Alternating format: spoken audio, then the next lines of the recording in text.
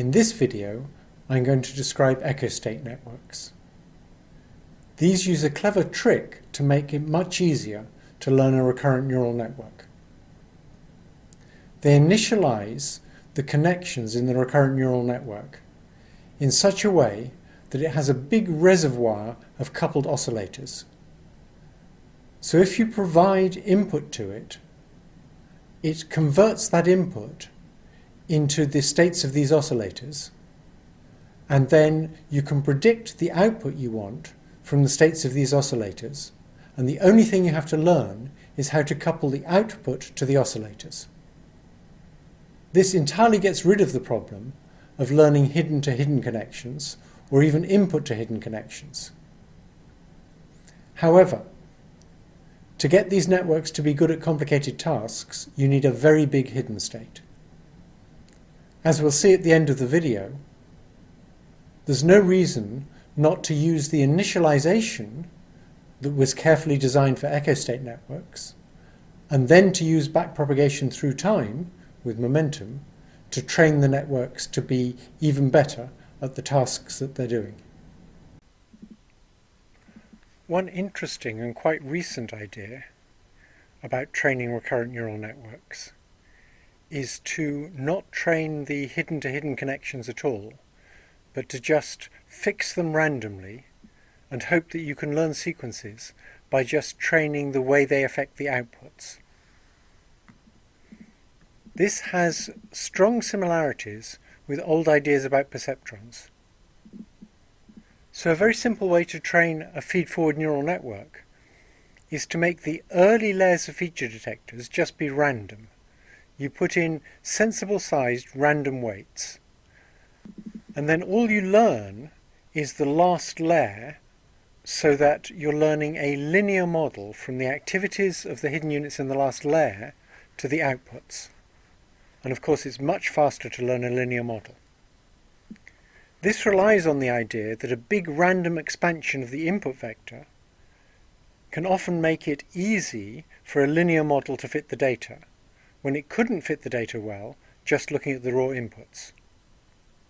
So in the little neural network here, those red weights will be fixed at random. They would expand the input vector, and then using that expanded representation, we'd try and fit a linear model. This actually has some quite strong similarities with support vector machines, which are really just a really efficient way of doing this. So those same ideas, many years later, were recycled for recurrent neural networks. The idea is to make the input-to-hidden connections and the hidden-to-hidden connections have random values that are carefully chosen, and just learn the final layer of hidden-to-output connections. The learning is then very simple if you use linear output units, and it can be done extremely fast. This approach is only ever going to work if you set the random connections very carefully so that the recurrent neural network doesn't die out with no activity and doesn't explode. So the way they set the random connections in an echo-state network is they set the hidden-to-hidden weights so that the length of the activity vector stays about the same after each iteration. For those of you used to linear systems and matrices, you're setting it so the spectral radius is 1. That is, the biggest eigenvalue of the matrix of hidden-to-hidden weights is 1, or it would be 1 if it was a linear system, and you want to achieve the same property in a nonlinear system.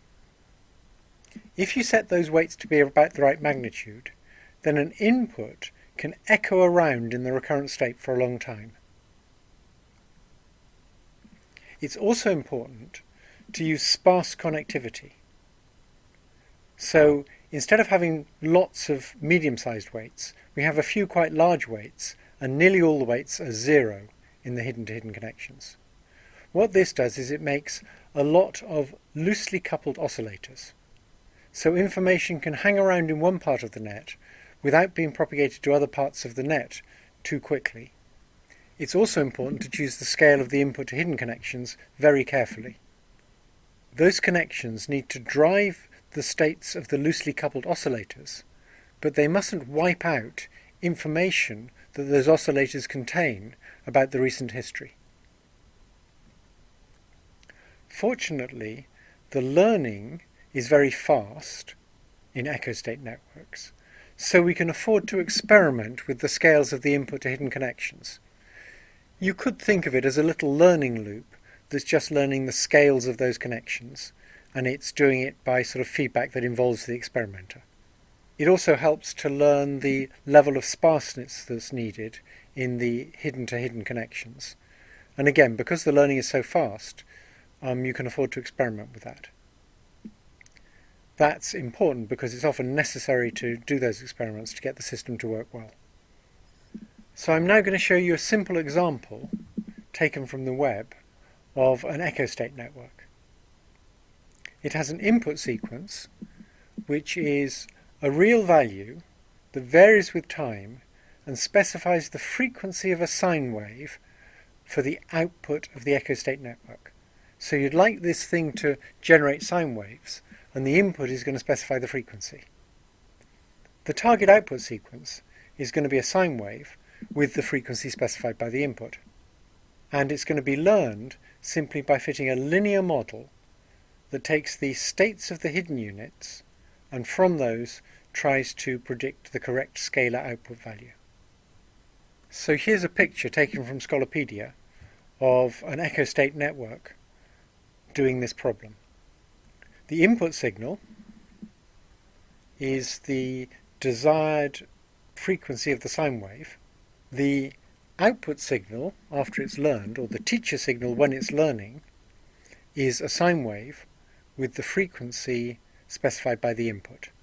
And the stuff in the middle is a big dynamical reservoir so that the inputs coming from the input signal drive those loosely coupled oscillators and cause complicated dynamics that goes on for a long time. And those output weights are learning to map that complicated dynamics to the particular dynamics you want for the output. All the other pictures are showing you the actual dynamics of individual units inside the dynamical reservoir. One thing to notice is that there are also connections from the output back to the reservoir.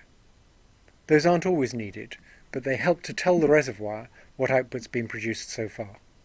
So here's an example of what the system actually produces after it's learned, and you can see that at the beginning it's producing a sine wave in phase.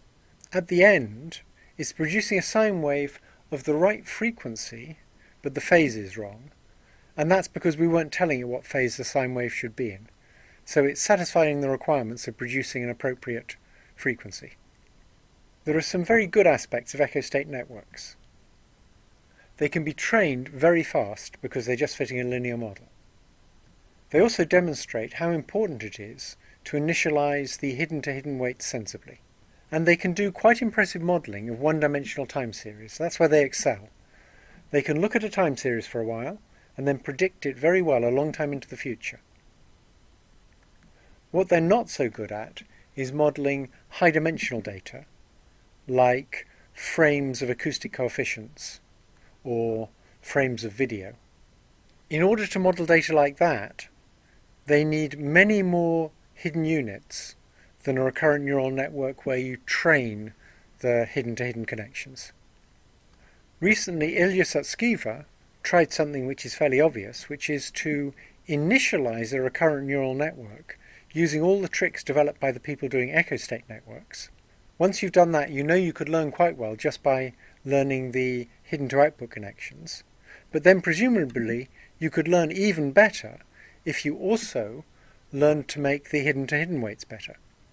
So Ilya tried using the echo state network initializations, but then training with backpropagation through time. He used RMS prop with momentum, and he discovered that that is actually a very effective way to train recurrent neural networks.